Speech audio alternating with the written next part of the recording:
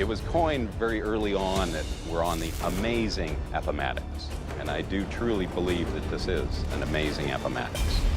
16 stories high, 2 football fields wide, and weighing more than an aircraft carrier, this extraordinary-looking construction will soon become one of the world's largest oil platforms, the amazing Appomattox.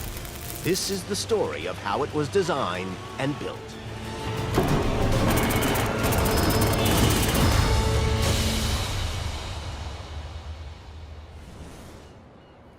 Kojae, South Korea.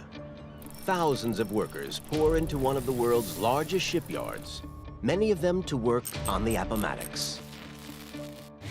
It's taken nearly 4 years of design to get to this point, involving hundreds of engineers who faced a monumental challenge to create a state-of-the-art, greener, longer-lasting oil platform that's bigger than any other shell has ever built. There's been a lot of design challenges, there's been a lot of installation challenges. We had so many challenges that we had never even thought about before. Over the past 2 years, large modules were constructed on the quayside, then lifted by gigantic cranes and stacked on top of each other with inch-perfect precision. It's a bit like making a giant 3D puzzle. The platform's designers also had their own puzzle to solve. How to make Appomattox last for 40 years. That's double the lifespan of most other platforms. Over the course of that time, it's going to see some of the worst weather conditions on the planet.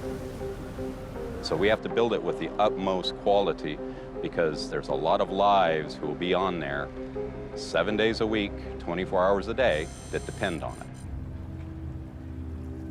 The oil platform will be located 80 miles from the Louisiana coast, in water 1.5 miles deep. 7,000 foot of water. That's what a lot of them are very amazed by. It just floats on the water. When you think about it, it's pretty amazing that something that big actually floats, but it does. The oil reservoir is another 14,000 feet below the seabed. When Appomattox is up and running, crude oil from subsea wells will be processed, cleaned, and separated into oil and different gases. It's a process that requires a lot of energy. The power plant on Appomattox is 150 megawatts, and that's 5 times larger than our next largest facility and is enough to power about 100,000 homes.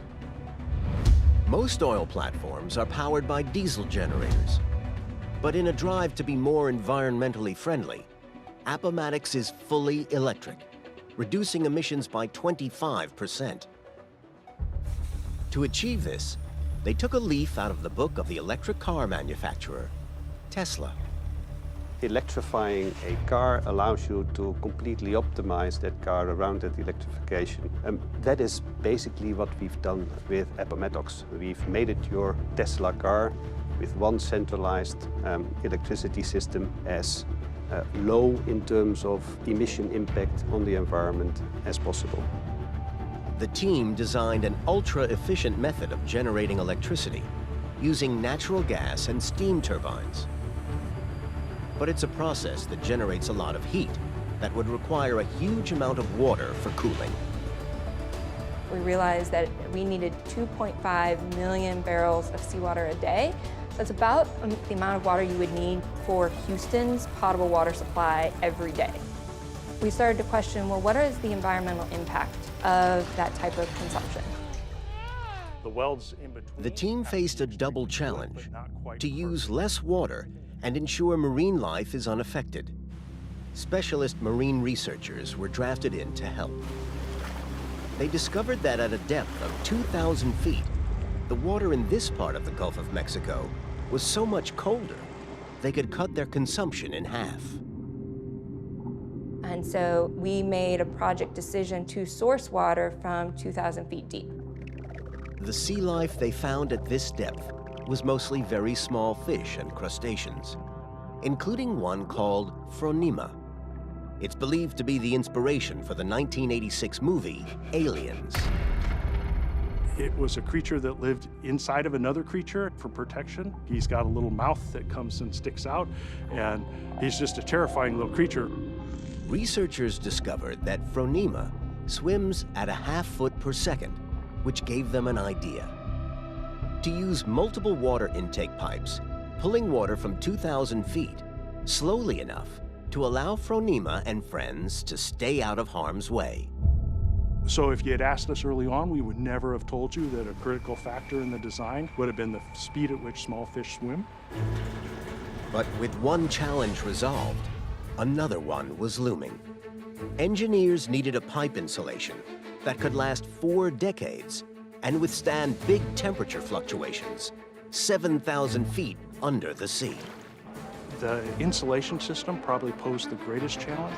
We really didn't have a solution when we started. For help, the team turned to a group of Caltech scientists testing a chemical catalyst used in a very different field.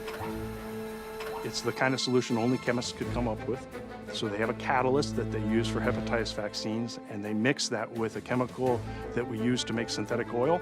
That turns into insulation that we can put on pipe and then put in 7,000 feet of water. The catalyst created insulation that was long-lasting, extremely strong, and pliable. Qualities that have made it a contender for a completely different application. Bulletproof vests. And it wasn't just the pipe insulation that had to last for 40 years. Another major challenge was the limited lifespan of tanks needed to store corrosive chemicals. And chemical storage tanks often pose a challenge just due to the nature of the chemicals. You're never sure exactly how it's going to react with the steel structure. Engineers calculated that even if they lined or reinforced the tanks, they still might not last long enough. The solution? To design tanks to be fully extractable. If long-term exposure to corrosive chemicals damages them, they can simply be plucked out of the hull, sent back to shore, and replaced. Some of these items are actually completely serial number 1. They're brand new, not only to Shell, but to the world. With all the design challenges overcome, Calls for a celebration. Appomattox is now off the drawing board and into construction. In South Texas, 4 modules that form the top of the platform are being made. One provides power, another processes oil and gas. A third is for utilities like drinking water and sewage processing, and the fourth is the living quarters. Each weighs about 10,000 tons and will be lifted onto the hull. That lift is the culmination of 3 years of hard work and execution. And once it's set down in the hull, it's not coming back up until the platform's decommissioned 40 years later. And now it's time to get to work on those modules and deck lifts. I particularly like all the big lifts, and so every time we make a 1,500-ton deck lift and lift it up and set it on 15 points without causing a clash, that's huge. That's really huge. It's really exciting to pull that off. Enormous shipyard cranes pick up the modules, lift them 60 feet into the air, and delicately place them on the hull. We did that 3 times, and each one was just as impressive as the last. That's why I do this. For 6 months, construction goes non-stop from sunrise to sunset. Appomattox is transformed from a hull into an oil platform. It's now 29 stories tall, 2 football fields wide, and will house 180 personnel all year round. I'm proud of it, and I'm proud to be a part of the team that helped push this through. It was really amazing to be able to see something from design through fabrication and now installation and construction. We're truly driving technology and innovation forward. The experience was incredible. For us to be part of such an incredible project and to have the success that we actually were able to provide, it will be something that we will never forget. In the next episode of the amazing Appomattox story, see how it tried to outrun a super typhoon on its journey across the world from South Korea to the Gulf of Mexico.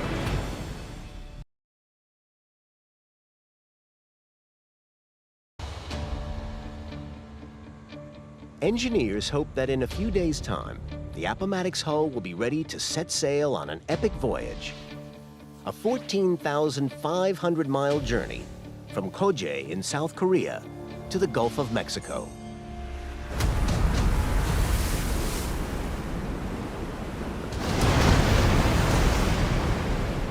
I just want to give everybody a heads up on where we're But at. there's a problem brewing. Decision-wise. A massive storm out in the Pacific Ocean, and it's heading their way. In a bid to sail before the storm hits, work ramps up to a round-the-clock schedule. We got a lot of people who are going to be tired today, going to be tired tonight, so we need to watch out for each other. The size of the crew is tripled to try to get the hull ready before danger arrives.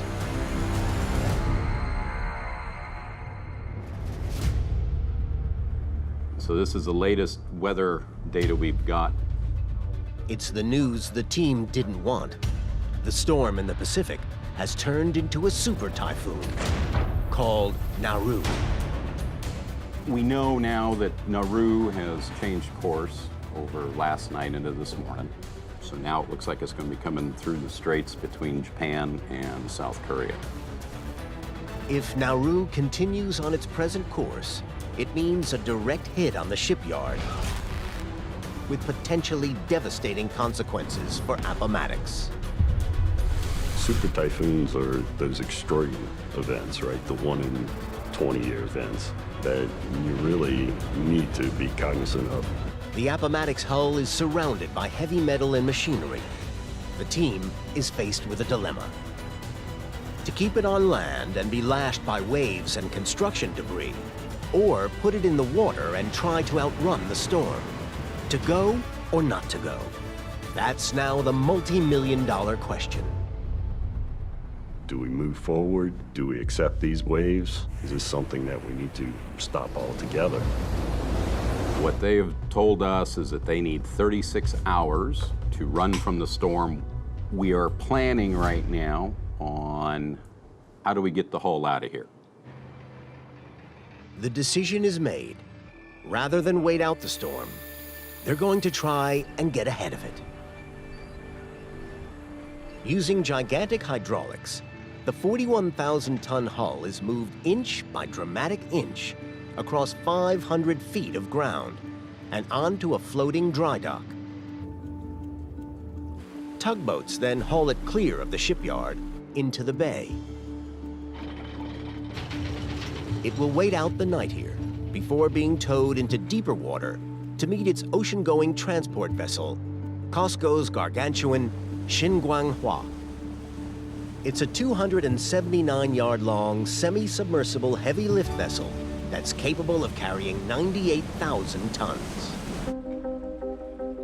With the super typhoon fast approaching, the dry dock has been removed, and the Appomattox hull floats freely for the first time. Tugs pull the hull a further 6¼ miles to the rendezvous site. The next maneuver is critical. The hull will be pulled over the top of the sunken transport vessel. Once it's in place, the hull and the vessel are deballasted, lifting them up out of the water. For a successful maneuver, winds have to be less than 16 knots, and the seas calm. The tugs are struggling to control the hull as the winds pick up. The seas were a concern, the winds were a great concern. So when you're having a super typhoon bearing down in the area, the winds are high and variable. A couple of times we tried to bring it on, and the winds got to a point where we said, stop. With the typhoon now less than 48 hours away, things are not looking good. And the third attempt was probably the closest we could have gotten, but then we ran out of time. Do we stop for the evening because of light? Do we go back to the dock? Is this something that we need to stop altogether? By chance, the latest weather forecast predicts a 2-hour window of calm the next morning. It will be their last opportunity to get Appomattox onto its transport vessel before the super typhoon hits.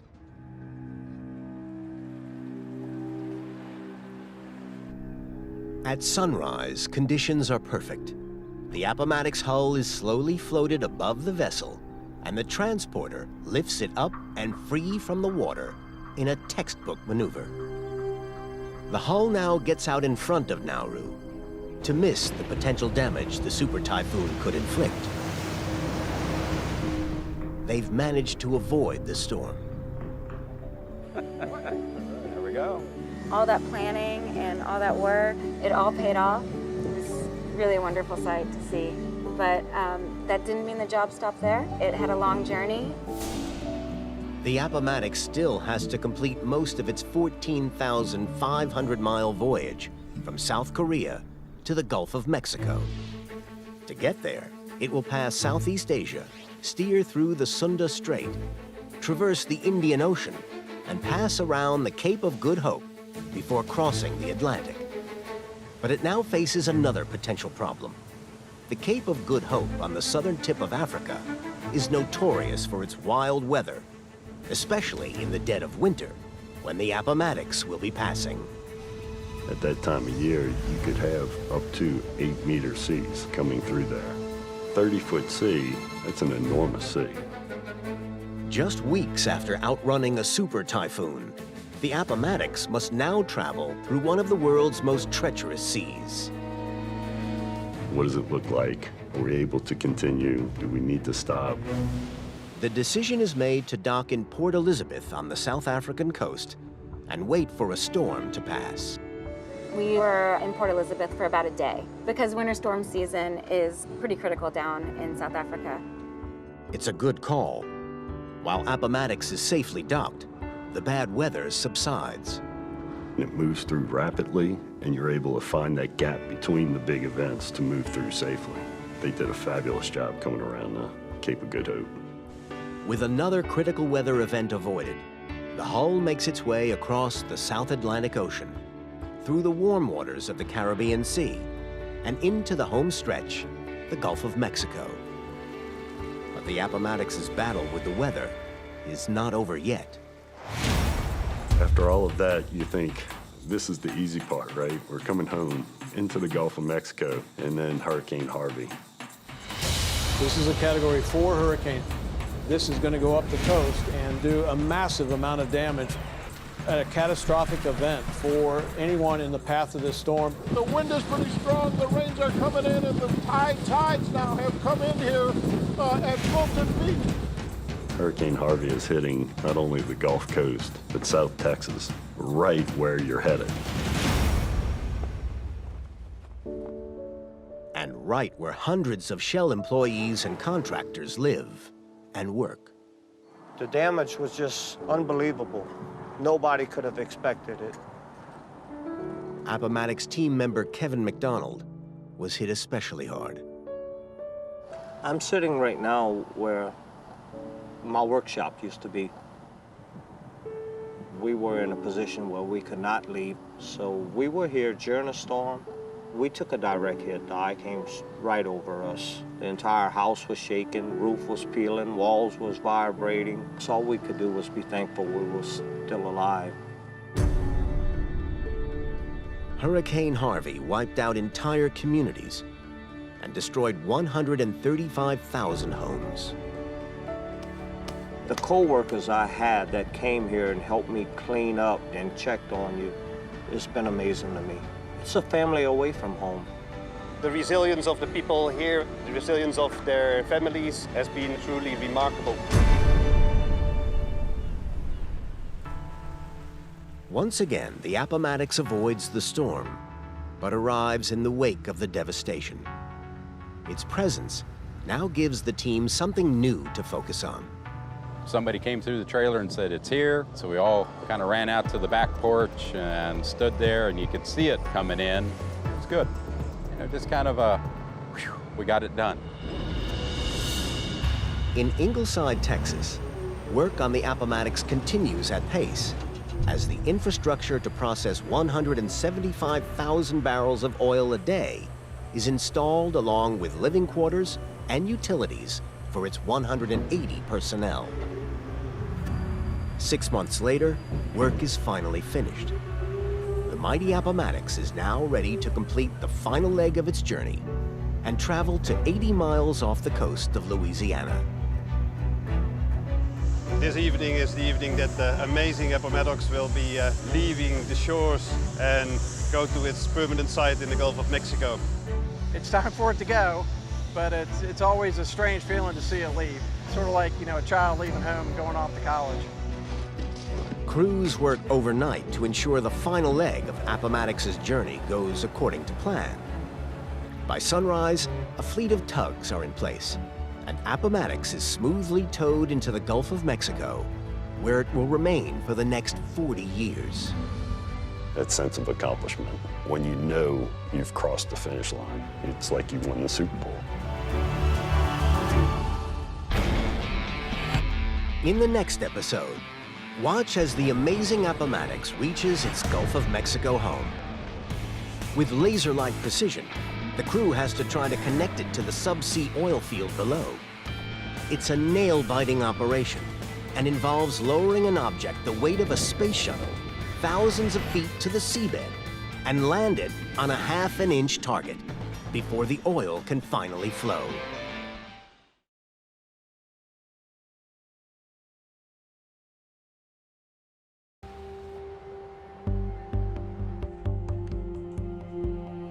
What you doing? Hello? This is Gary. Gary, I can see you're struggling with something. What's happening? Engineer Asim Modi is in the middle of a monumental decision.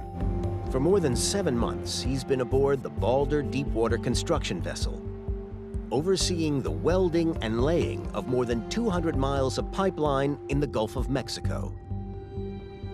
Whether that pipe successfully hooks up with the nearby Appomattox platform depends on this moment.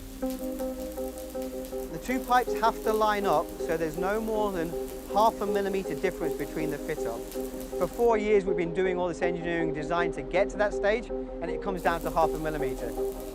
It's kind of astonishing. And is it a critical weld or non-critical weld? It's a non-critical. It's covered by the ECU. It is. So let's talk to Phil and also Tom. Each weld receives a different amount of stress and a different amount of fatigue damage over its life. And so depending on where it is, the criteria for a good weld is very different. Gary, it's Asim. Tom was on the line. He verified what I said. We have allowed it in the analysis to go up to 0.75. So on this occasion, that weld is good to go, okay? Okay, I'll call the tower and let them know we're good to go. Cheers, buddy. Thank you. With the go-ahead given, the team finish up the final pipework, preparing for the crucial moment when it will be connected to the Appomattox.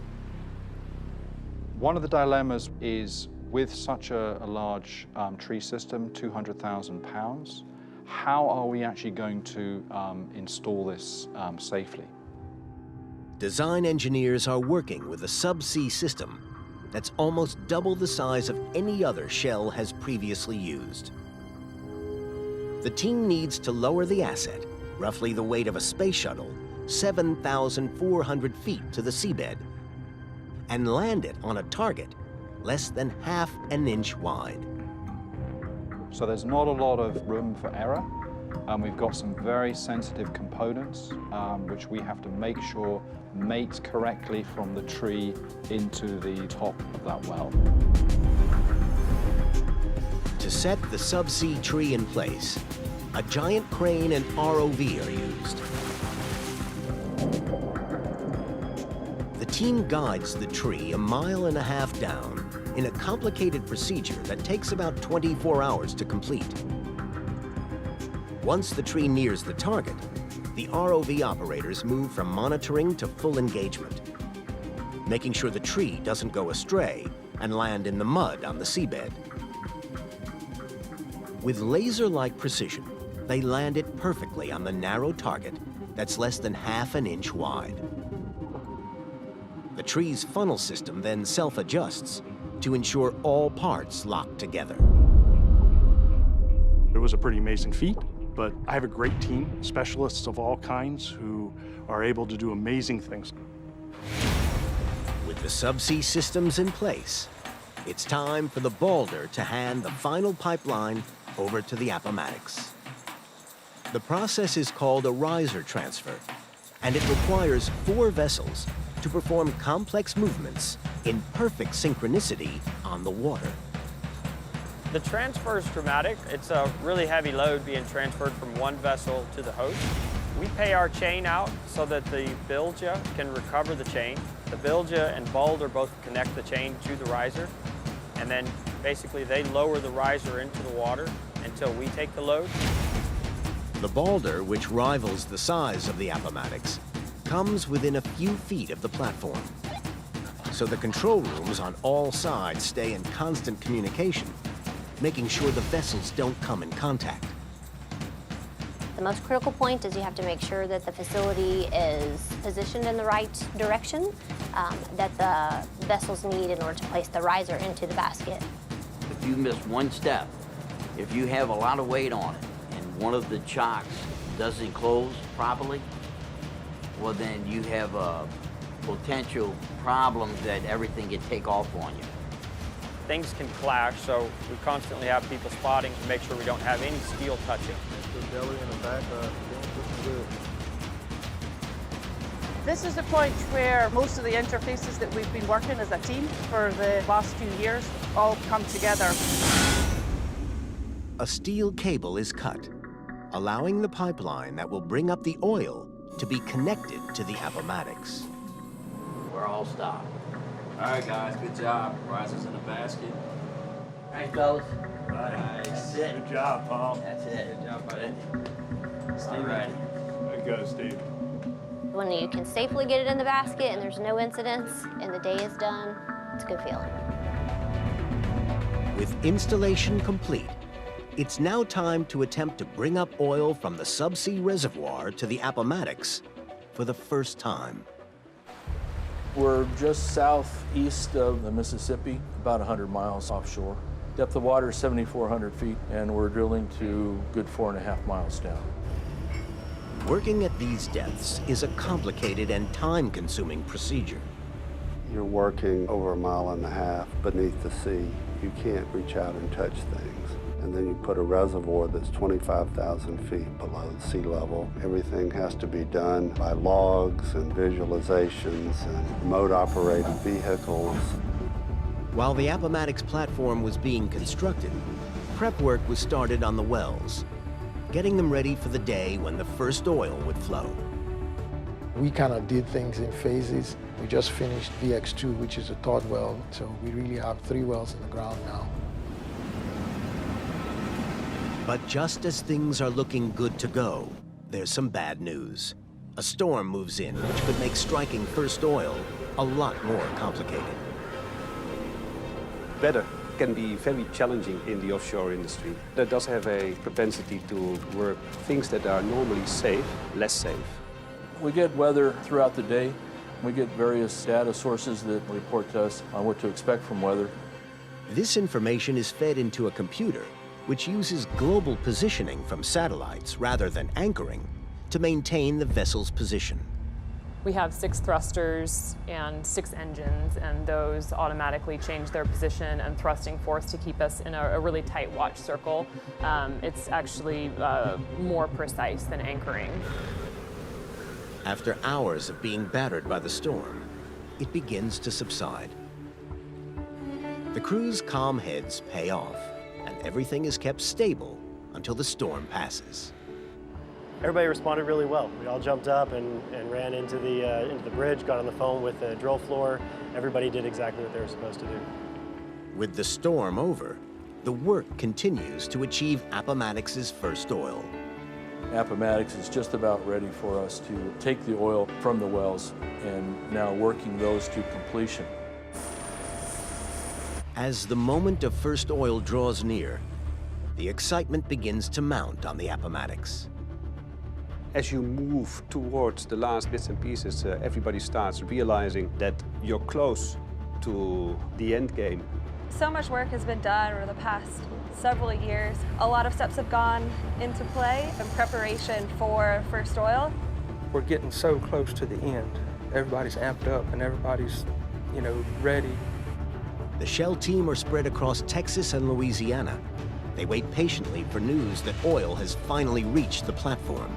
Part of the team was in the New Orleans office, and of course a very important part of the team was offshore, actually making it happen. Hey, come in. right, Joe. I'm gonna start up motor 2752. Yeah, copy that. You get the go.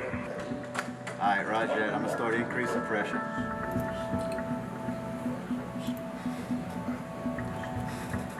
Temperature is rising. Looks like the well is flowing. Good job. 7 years since the Appomattox project first began, and taking more than 15 million man-hours, the oil is finally flowing. It's an emotional moment for everyone involved. Where'd you go? The well opened, they said the well is flowing. Everything worked well topsides. We had really stable flow, which is exciting. The action was both relief on one hand and a feeling of immense responsibility on another. There was a lot of handshakes, high fives, some hugs, maybe some tears. Congratulations to the Appomattox team. First oil. United States of well done to everybody. Fantastic job. People were dancing in the corridors, jumping with joy because Appomattox had started up. You don't get too many opportunities like this in your career to bring on a facility in this magnitude. I get goosebumps just talking about it because I'm so proud. It's an immense accomplishment for everyone who's helped design, construct, install, and operate the Appomattox. It's been an enormous team achievement. But this is not the end. There's a duty now to take care of this asset for the next 40 years. Personally, I'm very humbled to be part of this project. It's exciting, but it's also one of the most humbling things I've ever done. I'm proud to be a part of this team. You sit back and you reflect and you go, wow, what a journey.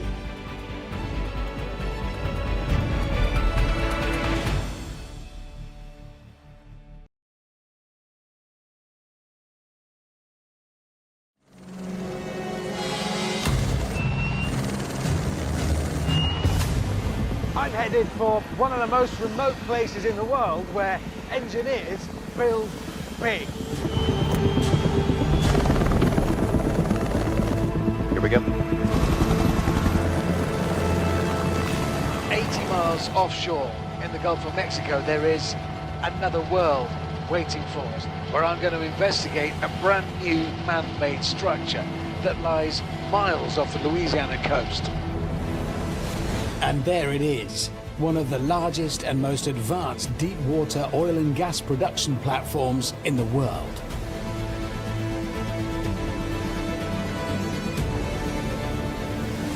And it's built slap bang in the middle of an area notorious for 100-mile-an-hour winds and waves the size of houses.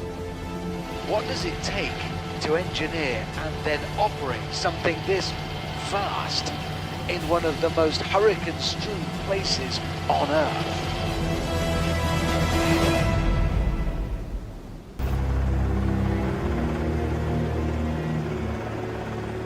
I'm surrounded by nothing but the Gulf of Mexico, except that in any moment now I'm going to land on something very, very big and made by engineers.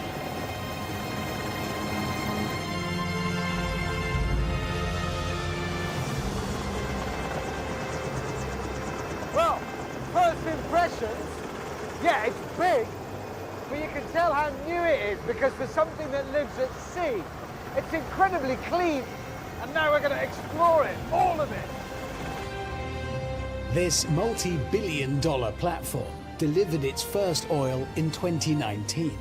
It's called the Appomattox, after the town in Virginia where the American Civil War came to an end, and it's one of the most extreme deep water projects ever attempted.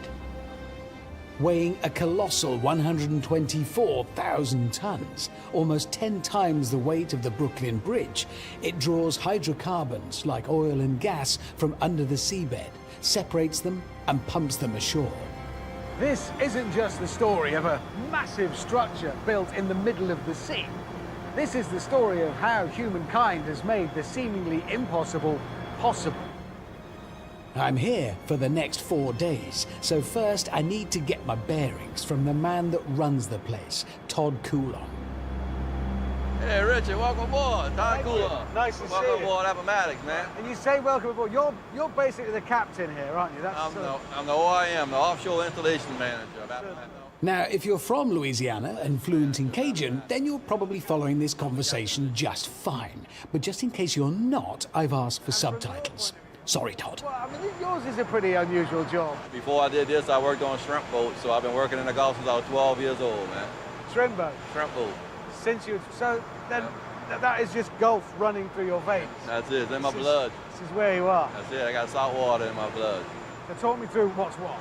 Over there, you see the process module. So the process module is where we produce the hydrocarbons and do the separation before we export it. So that's the business end? That's the business end. And we got utility modules over here. We make our own nitrogen, make our own water. We treat our own sewage. And then we got a power module over here where we make our own power. Here's the living quarters. And we got over 30 miles of pipe on this facility, over 300 miles of electrical cable on this facility. It's just unbelievable how big this thing is. The platform's design of 4 multi-level modules built around an open square with a crane in each corner seems simple enough. The real challenge for the engineers was the extreme depth of the sea it would stand in. The 10-year-old me would have said, it's easy, we just build big long legs that go down to the sea bottom. But each of those legs would have to be about 5 times the height of the Empire State That's Building. correct. 7,400 feet of water. This is a floating facility. So all of this is floating. Talking about 137,000 tons in the original design, and this thing's sitting there floating. So this really is a floating, self-contained city. That's correct.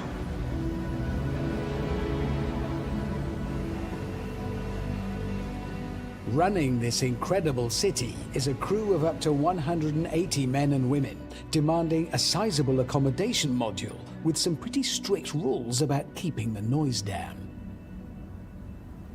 On account of the shift system, half of the people on board are always sleeping, whilst the other half are working. So it says day sleeper on the door.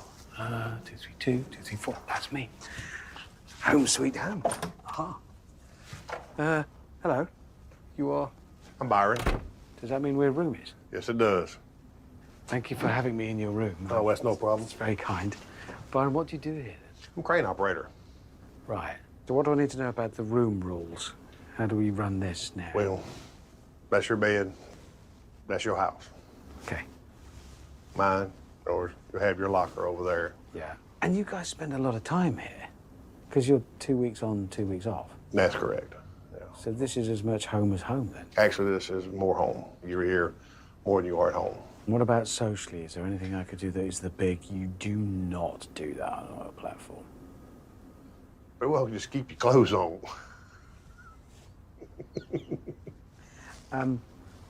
Right, well, I'm going to unpack and move in. I don't take up much space. My clothes are smaller than everybody else's. See? Look.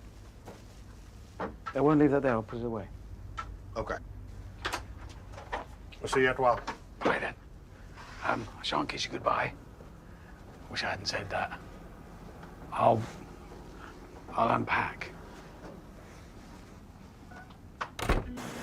The crew here works 24/7 to produce an expected 175,000 barrels of oil and gas on a daily basis. To put that into perspective, the planet currently consumes 100 million barrels of crude oil a day.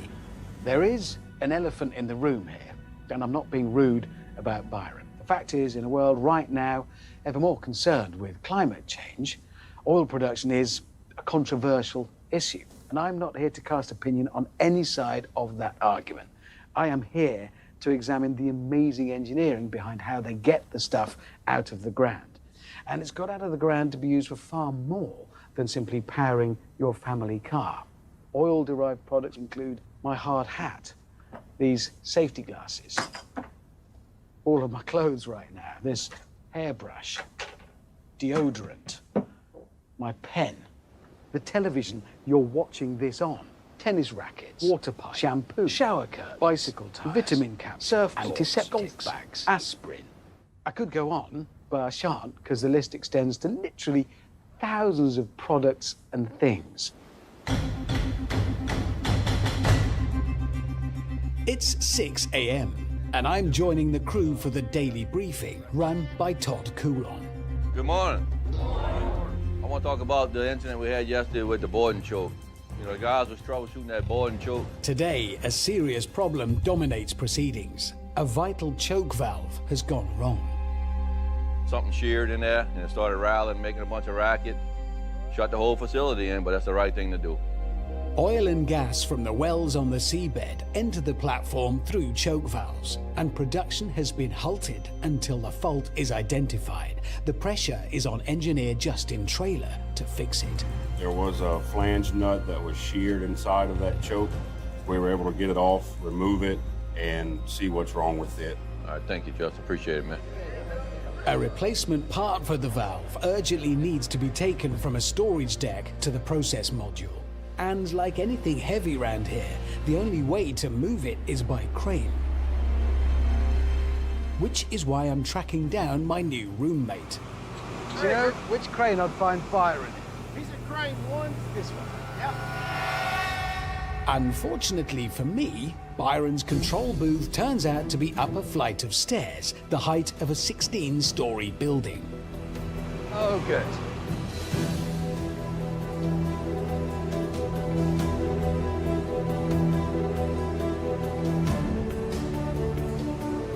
Every time. Well, just got the really high ladder, Richard. It's just up there, Richard. Yeah, it's up, which means it's high, and I... Oh, no, you're joking. Small man, big job to do. Oh! No, you're kidding. What's wrong with a staircase or a lift? Very unhappy indeed. Oh.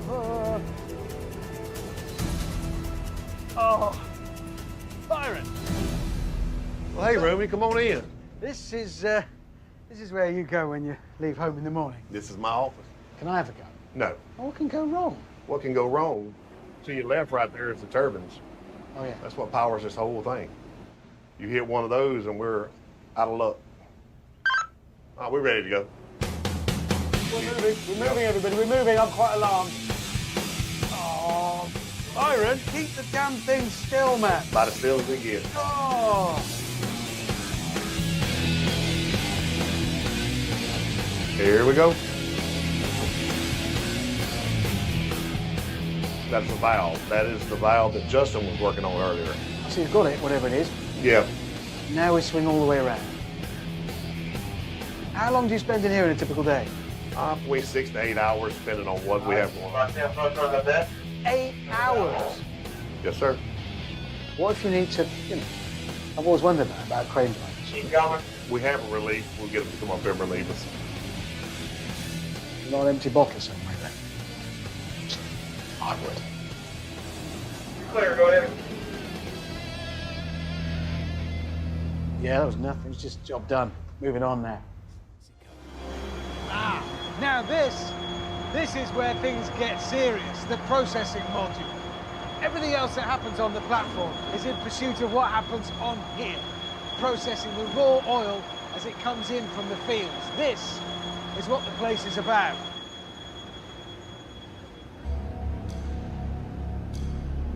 Today, there's a problem. When oil and gas reach the platform from the wells below, the pressure can be dangerously high, which is why they have choke valves to reduce that pressure to a safe level. But today, one of those valves has malfunctioned.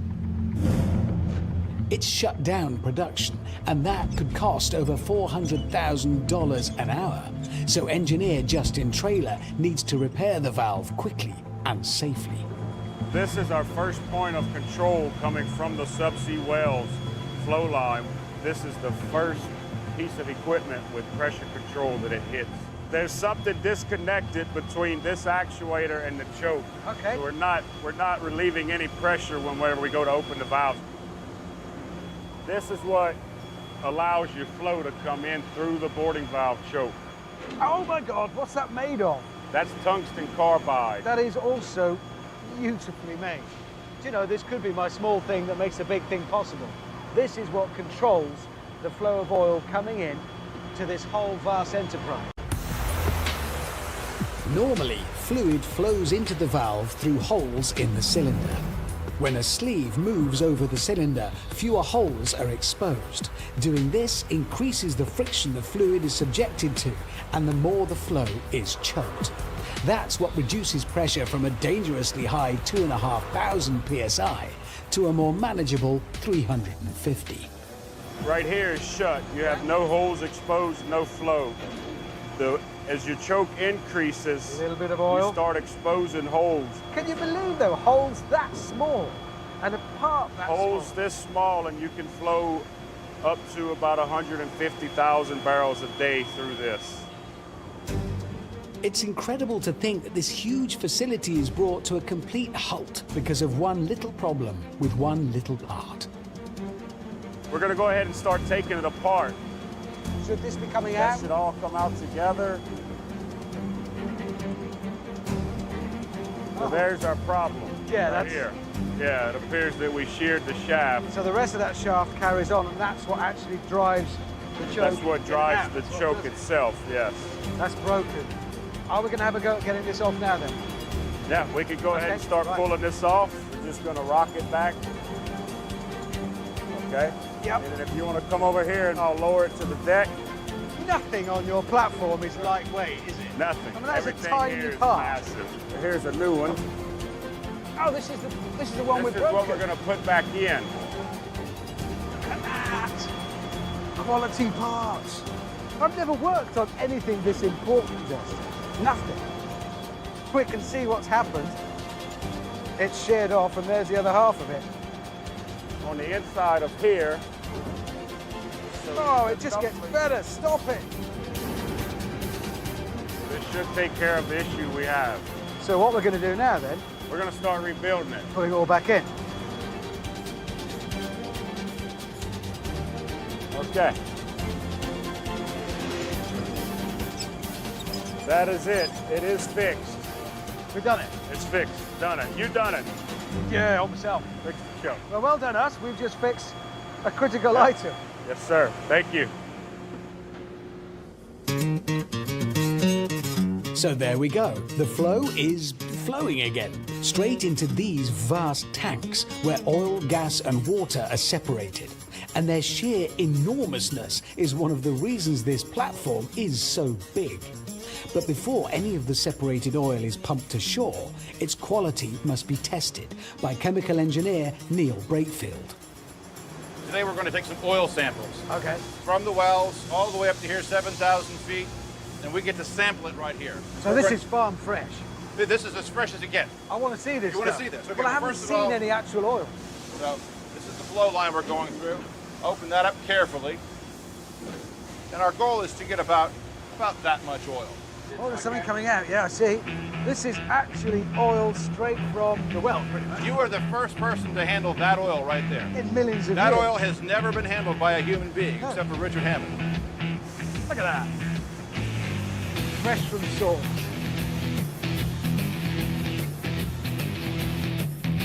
Oh, it's got a pungent, isn't it? Smells good, huh? Don't drink it. Okay. So hold this out, pour this in here. Yes. And what are we going to be looking for? We're going to be looking for water content. We expect to see a little bit at the bottom. They go into the machine, the centrifuge right over here. Close the machine, turn the dial, and let it go for about 4 minutes.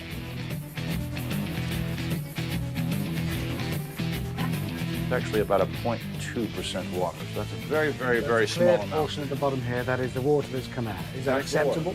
Yes, it is.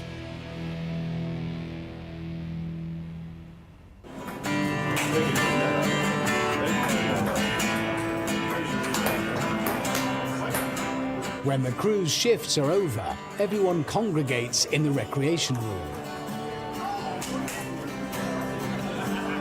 So this is about just making your own entertainment. Get together. And since booze is banned on board, there is no bar. I'm fine with that. It's not like I want a beer or anything. You're used to this. Somebody said they call it the deep sea detox. That's correct. 14 days to drive.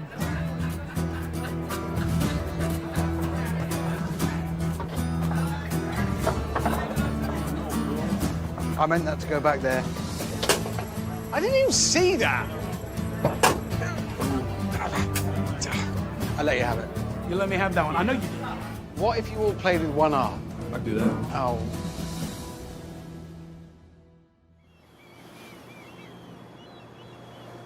Down here, almost at sea level at the base of one of the hull columns, is the first time I got a real sense of just how exposed to the elements the platform is. I mean, there's the sea, and out there is the weather, which is today, admittedly, perfect, but that can't be taken for granted, particularly during the infamous late summer hurricane season.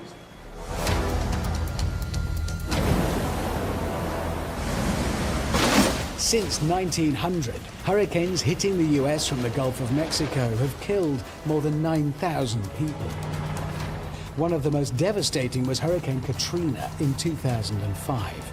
That year alone, hurricanes destroyed over 100 offshore platforms and damaged more than 50 others. So how does this giant man-made floating structure survive such brutal forces when some other structures fail? Well, according to project manager Mano de Jong, small design decisions can make a big difference. We put it this high up from the seawater level to make sure that even the largest waves don't actually hit our platform. And it's as simple as that. It's to stay out of the way of the rough sea. It is to stay out of the way of the rough sea. It does take a lot of met-ocean data, weather data to actually know this, and a lot of calculation to make sure that it then actually happens. Because the force with which that water could come through in a bad storm is mind-blowing, isn't it? I mean, coming through here just with immense force. That would be indeed immense, and were we to have equipment at that low level, it would certainly be washed away easily if we would have a heavy tropical storm. Hence, we lift the whole platform up to a safe height. And that's just done by adjusting the buoyancy in these huge buoyancy columns. That's right. All of these 4 columns have a lot of buoyancy, and we adjust the levels on each one of them by playing with the level of fluid inside them.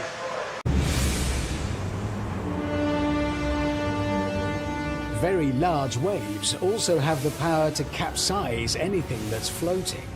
But that can't happen here because of another clever feature of the hull columns. Here, they're close together. They're each close to the centre of gravity, which means slightest imbalance doesn't work. The solution to that is simply take exactly the same hull columns, but they're each further from that centre of gravity, and it's much, much more stable. Same weight, same amount of structure, but look at that. That is inherently stable. I'm investigating the Appomattox, the newest and biggest oil and gas production platform in the Gulf of Mexico.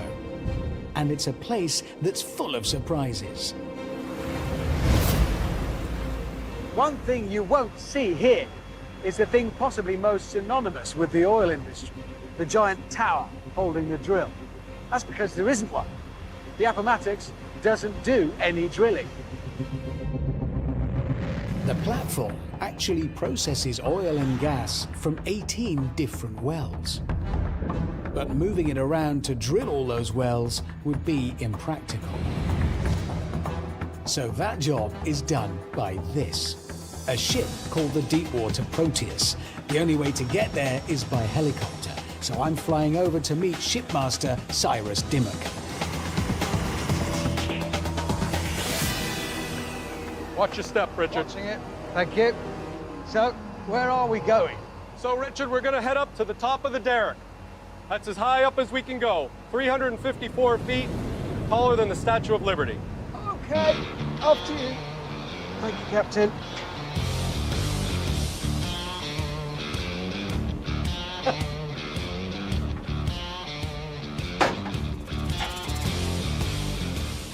All right, Richard, we're at the top of the derrick. This is the definitive image of the oil industry, really, the derrick. Yes. Right. When we drill a hole, we have to use tubulars or pipe, drill pipe. Yeah. We screw 3 drill pipes together. Yeah. And they're up this way.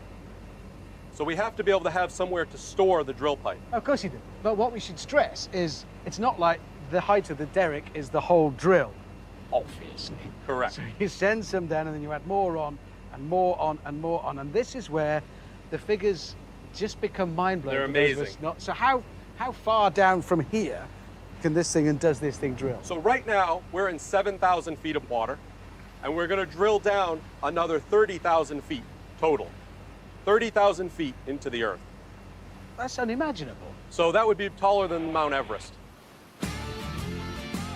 At the base of the massive tower is the drill deck, where Derek hand Ricky Bowman is going to show me how they use some seriously heavy engineering to connect 9,000 meters of pipe together into what's known as a drill string.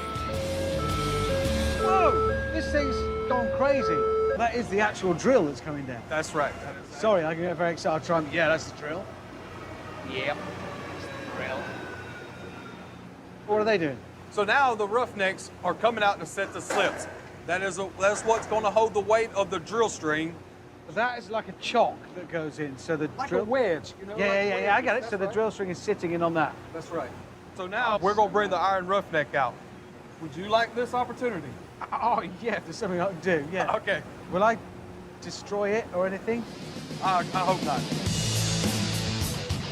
The iron roughneck is a huge robotic clamp that comes in and basically screws the pipes together with colossal force. And somehow, they're letting me work it.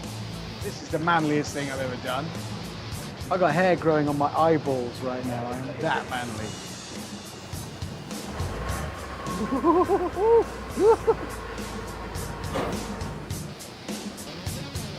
That is like the roughest, toughest machine I've ever operated.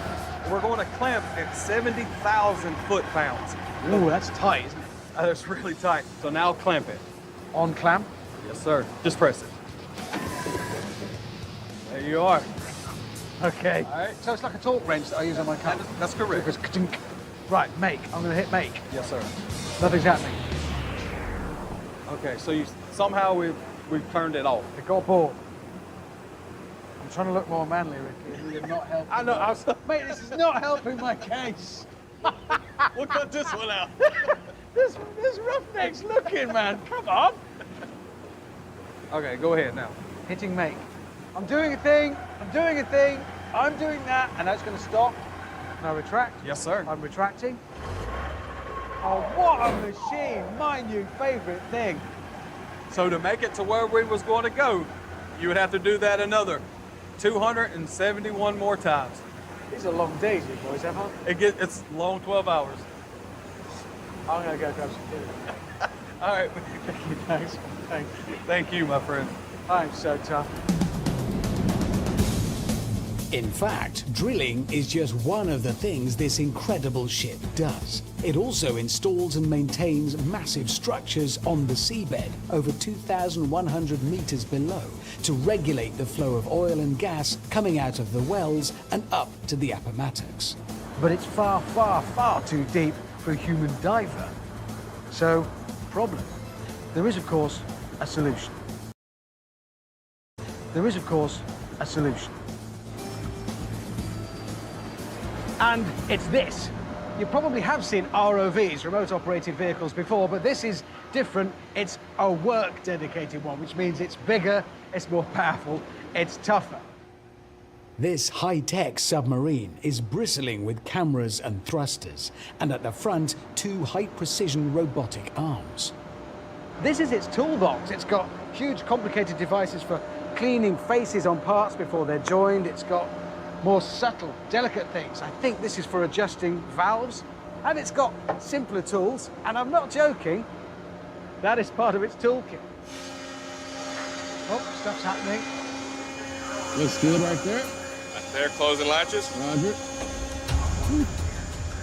For today's mission, pilot Gary Dykes is taking the ROV down to inspect a critical thing called a tubing head spool, which connects the wellhead to the pipe above it. You are not sitting at a giant computer game there, are you? This is the real deal. This is it. So, what is your inspection of this telling you? All right, I'm looking to make sure that a fishing boat hasn't come in, or some kind of structure has gotten dropped from another vessel and come down and tangled up on anything or bent any of the tubing. Today, all looks well. You do have the best toys ever. It is pretty cool. Oh, it's just, I need one of my own. I don't know what to do with it, but... And there's a tool, that's exactly the toolbox we saw that. Toolkit. And just when I thought my day couldn't get any more exciting, Gary offers to let me take over the controls. Well away from anything breakable, obviously. What, you're letting it go? Yeah, why not? Why not? Well... So you just bump it like that, right? You got no reputation right now. It's not for doing this, I suppose. You might not have one once you finish as well, you know? I have a legitimate job to do here, and it's to pick up a maintenance tool. But, and here's the challenging part, without crashing it into anything. Put your fingers around that controller. All right, you got 2 buttons on the thumb. The top one, go ahead and press that top one. All right, see it open that jaw, right? Oh, yeah. Okay, the bottom one's gonna close that jaw. So how would I then turn the manipulator? Okay, so if you give a little bump to the left on the controller, like pop, pop, remember that, move that shoulder? Okay, that's as far as we're gonna take that. Now imagine taking that controller and twisting it. See it? That's the other thing, you were almost there. So now you see, go ahead and twist that on the way you think it's gonna line up for that paddle, right? Here's that paddle, and you're doing like this. Oh, so we're gonna come out a little bit more, just like that. So up again. Yeah. Oh, A little too much. One more time. Okay, remember the jaw closed? Can't remember the jaw closed is gonna be your bottom button for your thumb. That one. That one, yeah. Yeah. Can I do it? You got it. Go ahead all the way until you see it grab on it. All right, now take your wrist and rotate your wrist a little bit. Hang on, just how a do I wee do bit. that? So- That's the little twist, right? There it is. Yeah. You've grabbed your first ROV tool. That's the coolest thing I've ever done. Right on, brother. Thank you. I'm on one of the biggest offshore structures ever built, the giant Appomattox oil and gas production platform. It's isolated out in the Gulf of Mexico, 130 kilometers from land, and that leads to some interesting challenges. One thing it can't do, obviously, is grow food. So for that and other supplies, they have to bring them in, not surprisingly, by ship once a week. The only thing is, getting those supplies and personnel on and off that ship is kind of a big job. For a start, the large supply ships have to come from Port Fourchon on the Louisiana coast and take all night to get here. Ah, here it comes. Just like being at home, supermarket delivery, only much bigger. But getting here is the simple part. Unloading the ship's contents onto the platform is where the fun starts, because everything has to be craned up. I'm going onto the ship to help, which means risking my life in this basket thing. Taxi's arrived. Oh, goody. Up there is Byron, who's going to be driving it. Gentlemen, I always thought I'd put up more of a fight on my way to the gallows. Does that stop me falling off? Oh, yes. It so does not. It's just to make me feel better. Back for him, make sure it's good. I'll be honest, I've not done this before. I suppose unless you work offshore, you won't have done. So I don't know what to expect. All I know is it's going to be really high and really unusual. You ready? Well, yeah. Coming up. Coming to you, Betty Dave. Spinning round doesn't help, does it? This is one of those things that is so ridiculous, it's almost beyond being frightening because your brain is telling you, nah, you can't be doing that.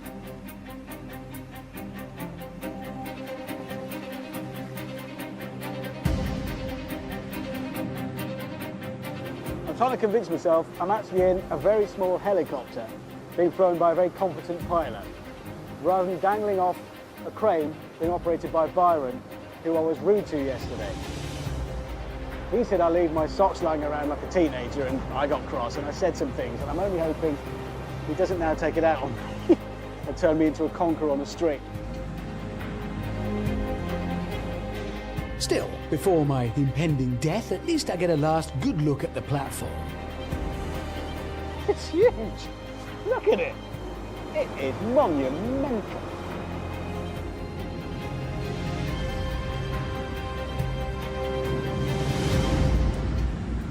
Hello, by the way, I'm Richard. How you doing? I'm Damien Dorsey. How are you? Damien, nice to see you. Thank you for getting me down safely. No problem. What can I usually do? Because I like to get hands-on. Nothing. I just need y'all to stay out of my way. Yeah, but I'd like to help. I do apologize for that, but I don't need anity, you know, as far as stepping in. Can I hook something on? Stay out of the way.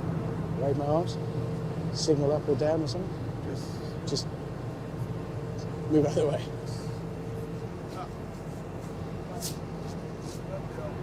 Okay, out of the way down here. Wrong way. This way. Oh, over here. Hey, thank you. He loves having me on board. You can tell that straight away. Joshing, you know, banter at sea, that sort of stuff. I'm going to stand here. All the deliveries, engineering parts, chemicals, and of course the groceries, are packed inside heavy-duty metal containers. All right, y'all, he holding up for y'all.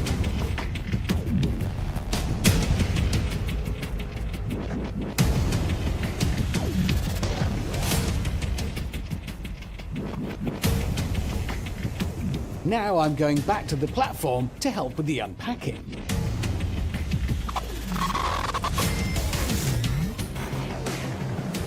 I tell you what, it's a good job I was down there, because I reckon Damien, the flagman, was a bit short-handed, and as it turned out, there was a lot I had to do. I was like his right-hand man. The catering manager is James Province, known as JP, because those are his initials. This is where we receive our product, our groceries. We get it once a week. You know, we go through about 2,500 eggs, 80 gallons of milk, about 1,600 pounds of fresh produce and fruits. I want to open the box. Let's see what we got. Pajamas and lavatory brushes, it's a disaster. Oh no, mostly onions.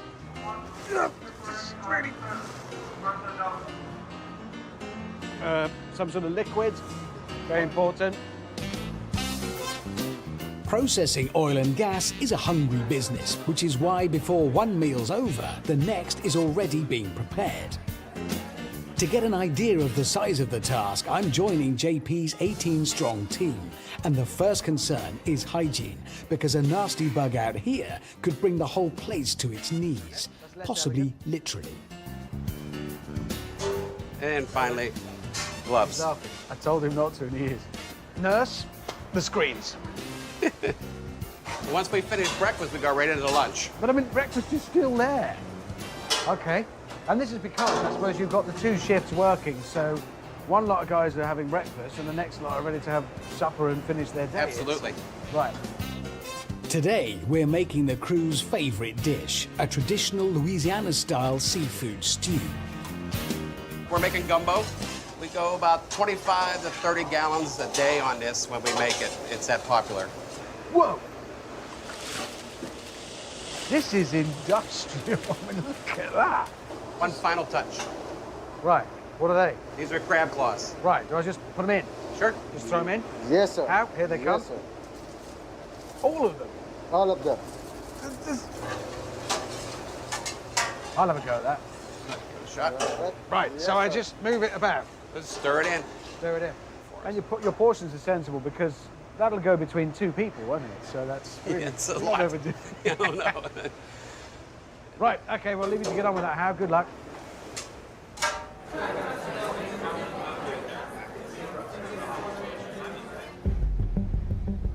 As well as the 24/7 catering and the relentless processing of oil and gas, this industrial rabbit warren purifies its own water, produces its own nitrogen, and pumps chemicals into the wells, all of which requires an enormous amount of power. Uniquely, on this platform, all of that power comes from electric motors. They're everywhere. Even the giant cranes on the four corners, they're electric. Does that make the Appomattox a vegetarian running a burger shop? The only way the platform can get all the electricity it needs is by generating it. And uniquely among platforms like this, the Appomattox does that using 4 jet engines. Turbine engineer Don Lyon is going to show me one of them. Oh, yes. There it is. This is an aeroderivative engine. It could be used as an aircraft engine, but in this case it's used in an industrial application. So this is the kind of engine you might see slung under the wing of an airliner you fly. Absolutely. You built this module. For the most part, I built the power module here. Yeah, it's a really big job, and I'm guessing you don't look up, you know, the build instructions on the internet to construct this, do you? It's not... No. Traditional offshore facilities use generators and buy in countless litres of diesel to run them. But these jets are fueled by a more innovative solution. This comes from our process gas. We clean it and compress it, send it up here. So that's done here? That's done here. So this is for free? It's free power. Yes, the Appomattox is fueled by natural gas from its own wells. Makes sense when you think about it. How much power are you making in the module that you built? So we have the capability to make 150 megawatts. Put that into context. So 150 megawatts on a normal day in America could power 100,000 homes. But then there's another level to this. Right. So the hot exhaust is recuperated above in a one-time through steam generator. In that steam generator, water is boiled to make steam, and that steam is transmitted to the other side of the platform to the steam turbine. So you could say that, to an extent, this incredible cutting edge, right at the forefront of technology platform is steam powered. Yeah, yeah. Steam or not, this is one of the most efficient offshore platforms ever built. So that steam turbine is using the byproduct of those jet engines, which are using the byproduct of the process. Correct. It's absolutely brilliant and unique. This is the first of its kind. It is. It's my last night here, and I can't help marveling that an industrial installation this big can operate day in, day out, so isolated from the rest of civilization.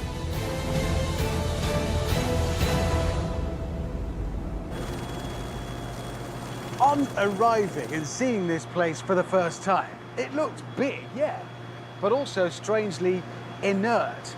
It doesn't move. Outwardly, there's little sign of anything actually going on at all. But having spent some time here, I've learned the fact that it doesn't move is incredible. It's floating on the sea. And I've met the team of people who call themselves a family because they spend more time together here than they do at home. It generates its own power using jet engines and steam. It does a job that would otherwise be impossible. It is right now, and who knows, as the world changes, maybe forever, one of a kind.